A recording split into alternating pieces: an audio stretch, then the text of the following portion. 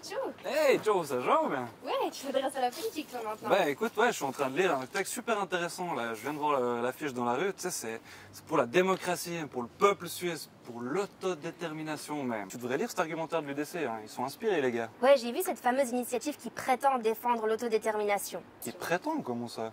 Ils utilisent des beaux termes patriotiques comme démocratie directe, souveraineté populaire, mais au final on se retrouve avec un texte qui menace tes droits et les miens. Quoi? Mais non, mais attends, regarde là, c'est écrit, cette initiative, elle va redonner et garantir le droit de vote des citoyens. Parce que c'est les politiciens là, puis les tribunaux qui ont tout le pouvoir de Dieu, c'est pas normal ça quand même. Donc moi je dis oui à l'autodétermination, oui à la souveraineté suisse. Sur nos monts quand le soleil... Attends, c'est pas si simple.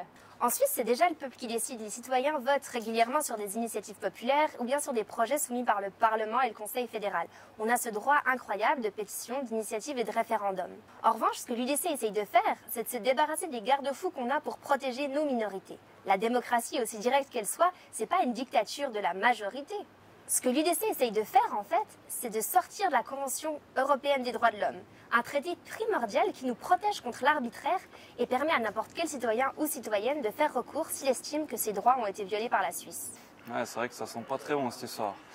Mais quand même, on parle de juges étrangers là qui décident à notre place. C'est pas normal ça. Ouais, là c'est du parfait marketing politique, tu t'es fait avoir. Du quoi? Du marqué quoi? On retrouve le terme d'étranger dans quasiment toutes les campagnes de l'UDC. Et puis cette initiative, elle ne concerne pas du tout des juges étrangers. Encore, il aurait peut-être fallu parler de juges internationaux pour parler des juges de la Cour européenne des droits de l'homme. Quant au Conseil de l'Europe... Non, mais le Conseil de l'Europe, là, ça c'est la dictature de Bruxelles, nous. Mais non, attends, il faut pas tout confondre. Bruxelles, c'est l'Union européenne. Et quand on parle de la Cour européenne des droits de l'homme, elle se trouve à Strasbourg. Mais quand même, faut renforcer notre sécurité juridique, c'est ce qu'ils disent là, l'UDC. Qu'avec cette initiative, il n'y a qu'avec ça qu'on peut renforcer notre sécurité, notre indépendance sur le plan juridique. Ouais, en fait, attends, si tu lis vraiment le texte, c'est juste le contraire qui va arriver. Le texte, il est complètement contradictoire. D'un côté, les deux premiers articles de l'initiative disent que la Constitution prime sur le droit international. Mais de l'autre, l'initiative dit qu'on doit quand même respecter le droit international.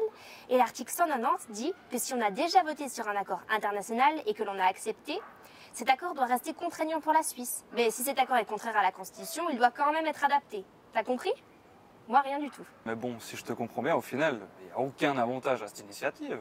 Disons qu'entre dénoncer la Convention européenne des droits de l'homme, ce qui entraînerait la sortie de la Suisse du Conseil de l'Europe, ce qui affaiblirait nos droits fondamentaux, et puis enverrait un signal super négatif à tous les pays qui violent déjà les droits humains, non, je vois pas trop ce que ça peut apporter. Mais elle devrait pas nous donner quand même plus de pouvoir au final? Bah non, en fait, au contraire, si elle passe, ça sera uniquement au Conseil fédéral de décider si on doit dénoncer tel ou tel accord international. Donc le peuple, au final, il va pas du tout gagner en pouvoir, il va au contraire perdre une partie de sa souveraineté. Eh ben punaise, au final, c'est vachement tordu cette initiative quand même. Au cas où, un peu de lecture.